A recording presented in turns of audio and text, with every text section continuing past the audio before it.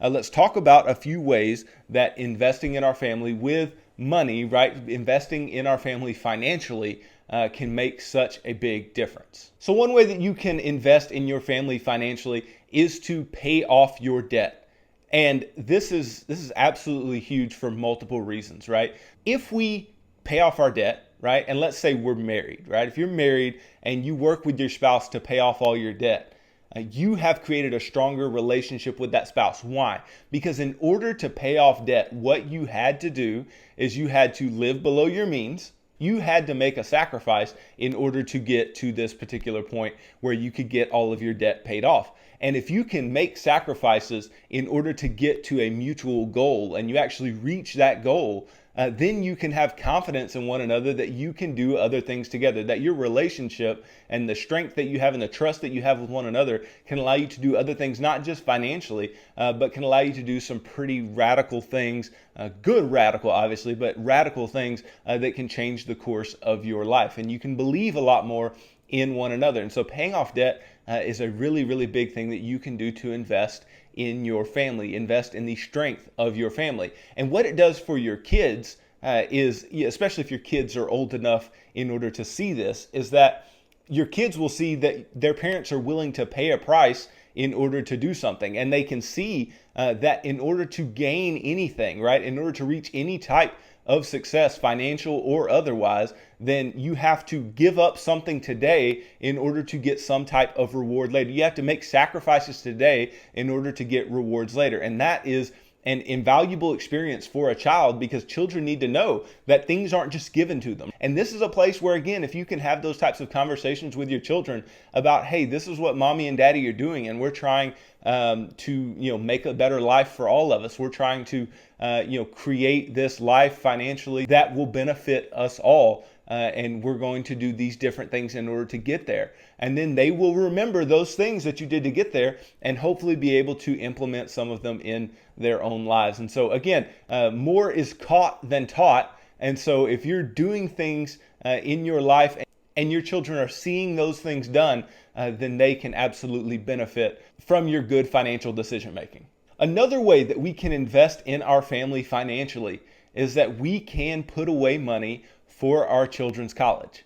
And this is something that a lot of people go, well, I had to take out student loans, and I guess my kids will have to take out student loans too, and all of these different types of things, because they don't know what they can do. They don't understand investing well enough to know that they can put money away for their children. They don't know how to put money away for their children. That's why I've made episodes previously about why putting money away for your children is so important. And whether or not it's ever used for college specifically is up to you. It doesn't have to be used for college specifically, and you can pick how you're trying to save and invest for their future. But in doing so, you need to make sure of a few things. The way that this is good in investing in your family is that it can give your child a head start. It can give your child a head start into the real world when they graduate, hopefully from college, or if they go to a trade school, when they get out of that trade school, or even if they don't go to college, right? It can still leave them with some type of head start if you have some money saved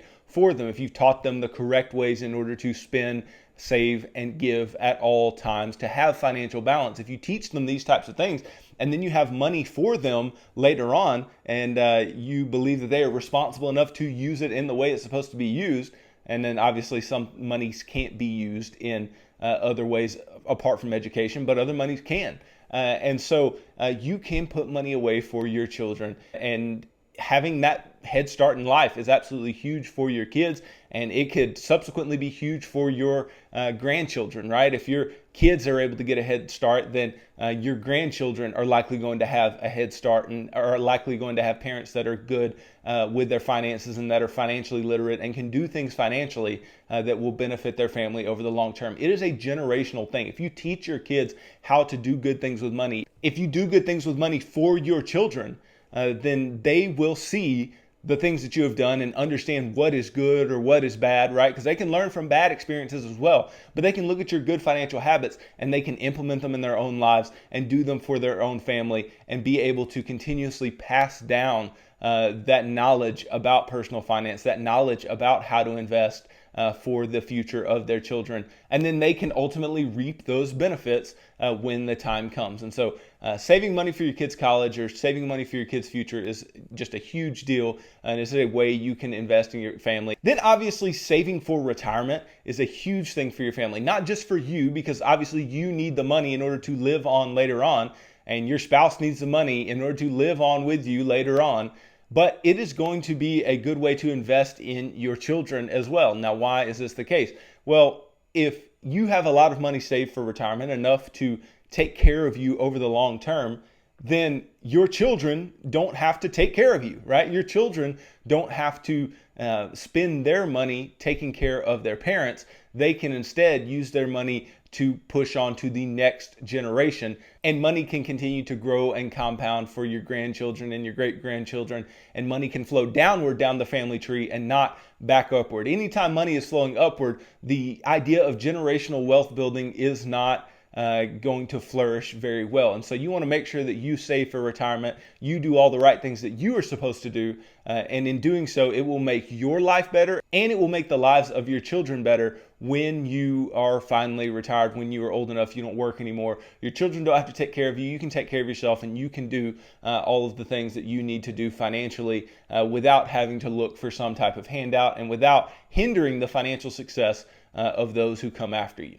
And then another way that we can invest in our family in a monetary way, in a financial way, is to pay off our home, right? If we can pay off our home, then that can allow us to cash flow a lot of things for our family. It can allow us to go on some fun vacations. Like we said earlier, build those relationships, right, with our family members and be able to go on those big, vacations and create those big fun traditions with our family. If we have a lot of extra cash flow, then we can do that. And we can also save more for retirement. We can also put more away for our children as far as their education or just money to give to them in the future. Or we can do all sorts of things if we have more cash flow, and paying off your home will create more cash flow that is left in your bank account every single month than just about anything else you can do financially. If you can pay off the house, then your largest monthly expense for most people is then gone. And so you have more cash flow. You can do all of these new things with your money and be able to really create a strong financial foundation for your family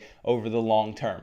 And then this kind of brings me into the last thing financially that you can do to invest in your family, and that is to give generously, right? If you have more cash flow, you can give generously, but you should be giving generously all through the financial action plan. You should be giving from the first part all the way to the ninth part. Obviously, the ninth part, we're giving in far greater proportions of our income than we were at the very beginning, but we need to be giving all the way through. And why is this important for investing in our family? Obviously, to give is not going to just create something in us that says, let me just expect that I'm going to get something in return. That's not what we're looking for. What giving is going to do is it is going to show those around you that you are not somebody who is super self-centered with your finances. It's going to teach your children that being self-centered with your finances is not the best way to go. It's going to show your kids that we are at our best when we are giving, right? And we are called to give biblically. And so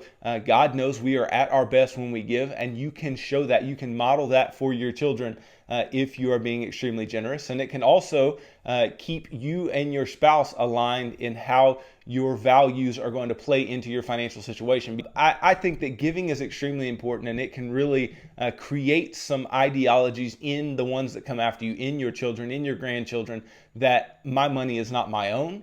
I am just a manager of this money. I can live below my means, right? I don't have to live on every single dollar that I make. I can do things for other people. I can be outward looking and not just inward looking at all times. I can be able to do things for others and be humble and be grateful for what I have. And I can give and be able to help others and do things for other people that if you don't have money and you don't give, then you're not going to be able to make those types of differences in the lives of others.